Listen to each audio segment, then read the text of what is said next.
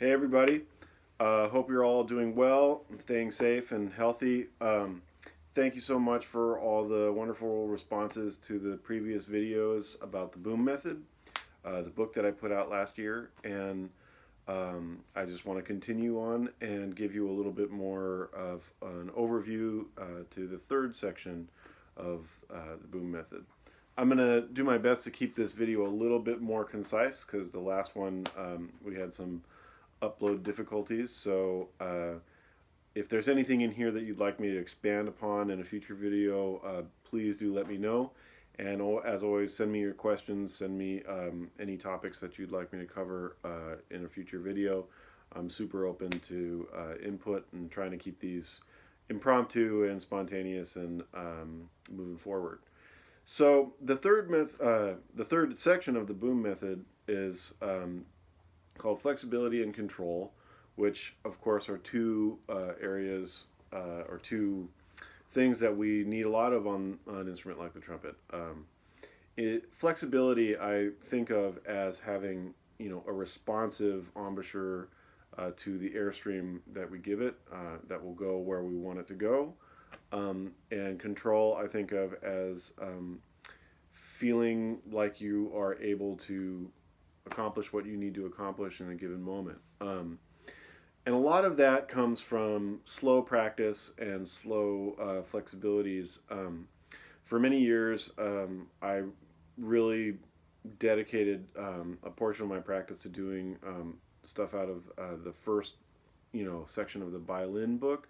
And then several years ago, maybe actually almost 10 years ago, I started trying to see what it would feel like to play all the way through the first section of the Schlossberg book in one sitting, just to see if I could, challenge my endurance and keep up with the challenges of that section of the book, which of course is mostly long tones. So in doing that, I developed a real appreciation for what focused practice on long tones can do, and what focused slow flexibilities or flexibilities incorporating long tones can do for your playing.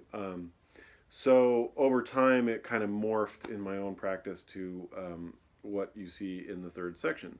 And the third section is basically an expansion on both that first section of the violin book and using a couple of ideas or exercises from the Schlossberg book, which is why I included those two books in the title of the section. So, getting right down to it, the main format of that whole third section of the book follows a little bit of the violin studies, which basically are in each fingering for the trumpet going through, fifth root, fifth root, fifth root, fifth root, etc., etc. And I decided to make them symmetrical in my own practice. So I'm ascending a fifth and descending a fifth from that center point, which is in the first one, which is a G in the staff. So that ends up basically sounding like this. This is kind of the basic baseline form for this exercise.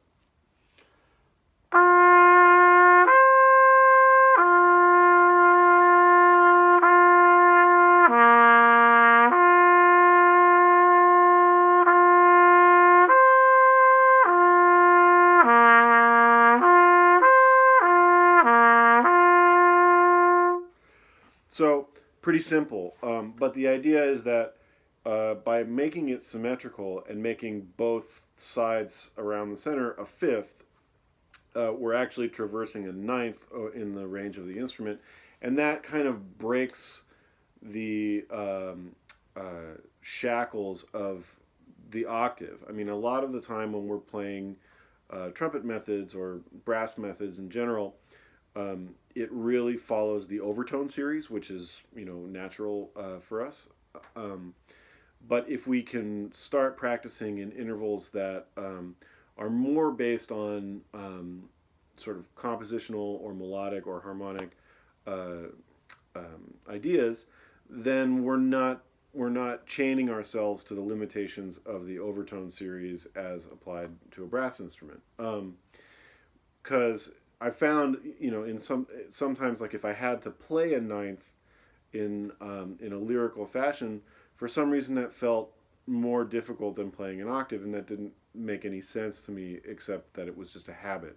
So I tried to, circumvent that in this section of the book. So on that basic form of that exercise, I put 4 different ways that you can practice it. There's, of course, infinite different ways that you can practice it, but these 4 I find cover several bases that lend themselves to greater flexibility and greater control on the instrument. One is incorporating the bends like we did in the first episode in the activation series.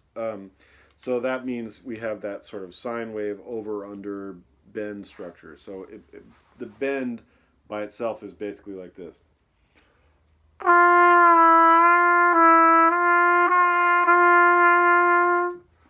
Now, in this section, I think in the way that I printed it, I removed the valve entirely from that series, so it becomes basically a quintuplet.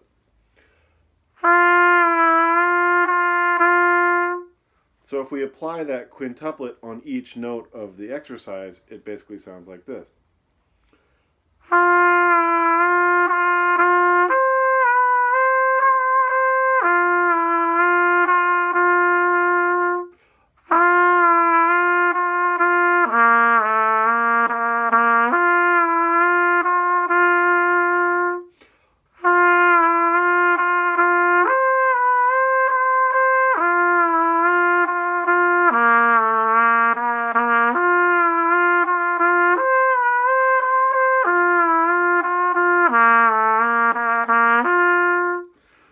Now, I sped up a little bit at the end there, but not all the way to a half rhythmic value. Just because what's important to me in this exercise is getting a continuous smooth flow and ultimately bringing that towards the rhythm that's printed. I think it's important to be clear with yourself what your goals are for a particular exercise. So my goal in this particular exercise at this point in my practice is to get everything responding well here.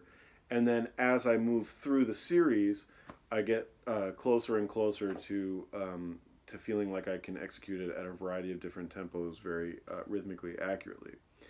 So the second way that I put there as a way to practice this is on the mouthpiece. Now on the mouthpiece, this is kind of like a little bit halfway between the Jim Thompson buzzing basics, which I think is, or the buzzing book, which I think is an absolutely fantastic foundational approach for many players in all different styles. I went through it myself. Major props to Jim Thompson as a pedagogue and my biggest influence as a trumpet pedagogue and thinker. Amazing teacher. And anyway, so his method uses glissandos driven by the airstream to connect the centers of pitches on the mouthpiece. And the stamp method advocates making square corners from the center of one note to the next note. And this is sort of halfway in between. So what I call it is sort of a swoop glissando. You could think of it almost as a portamento, but basically you're not losing any buzz from the center of one pitch to the center of the next pitch. You're just making the glissando happen in a fast time frame. And the idea here is that you're swooping the air into the next note. So it's almost like you like release it, and it accelerates to the next note. So it sounds something like this.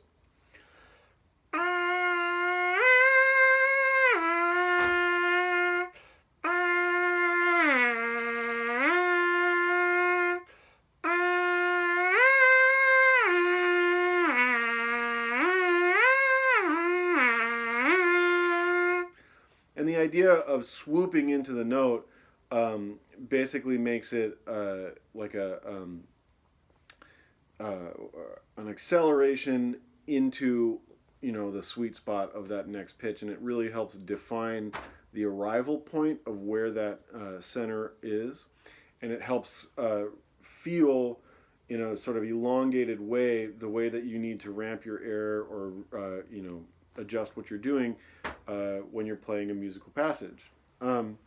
So the next way that I recommend doing these is a little bit esoteric. So the idea is that you're breath attacking each note and you're putting a little pause in between each note, but you're continuing the airstream through that pause. So the idea is that the lips are kind of coming into vibration and then out of vibration and in and out and in and out. And the idea is that they're kind of bouncing off of it.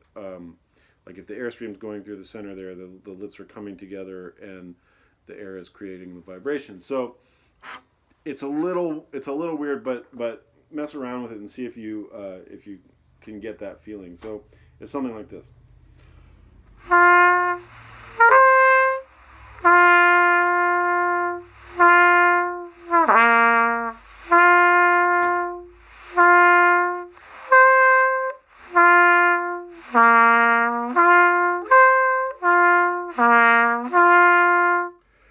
So it's a little funky, and what I'm going for in this is not necessarily like pure pristine, you know, breath attacks on each note.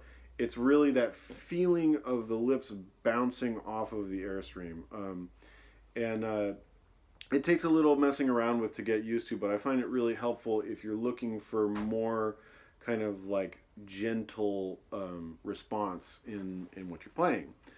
So then the fourth way is with just very clean legato tongue on each note, or tenuto tongue, either way. And the idea is that you sustain the note until the last second, you know, that you can make the transition to the next one in rhythm. So that's kind of like this.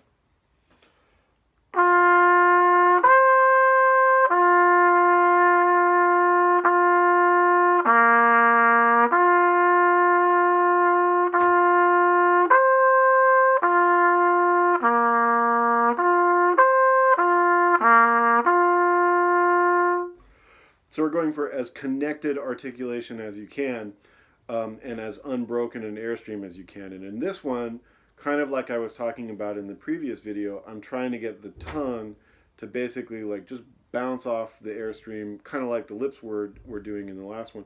But the tongue is kind of bouncing off the airstream, and we're getting as little tongue motion toward the front of the mouth as we can get away with. So it's a process of minimizing what we're doing.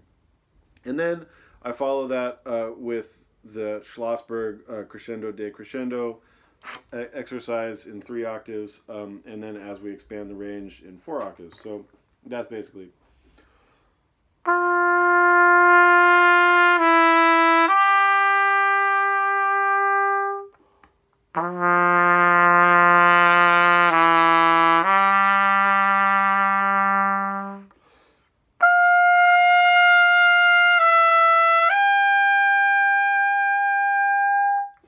And I would do it longer than I just did, but we're coming up on the 15-minute mark, and I want to be sure to, you know, be able to get this up on Instagram easily.